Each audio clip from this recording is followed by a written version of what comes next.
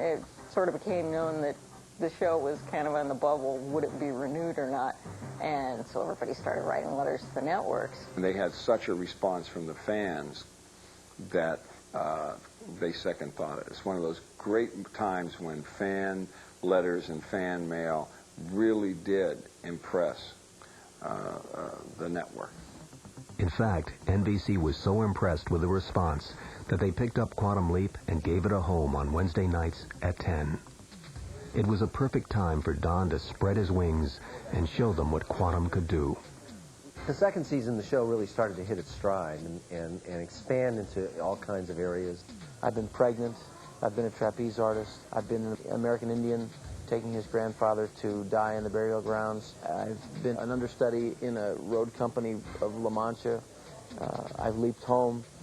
I've played football, basketball, been 6 or 7 different black people. I've been Jewish. Wow. I've been many, many things. I used to say by year 3 or 4, the writers were trying to kill me. It wasn't like when at the interview they said, now, before we give you this part, guys, you know, can you swim? Can you hike? Can you climb mountains? Can you rope a cow? Can you hang from a trapeze? So Bakula handled anything the writers threw at him until he was thrown a curveball. Well, actually, a bra.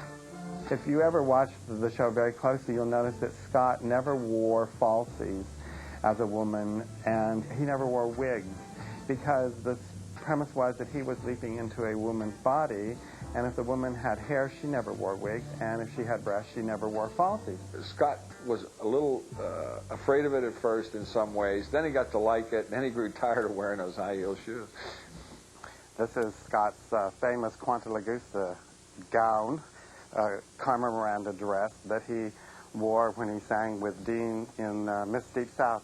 And Scott was kind of thick through here for a girl, and so to really establish the fact that he wasn't, we even gave him golden balls.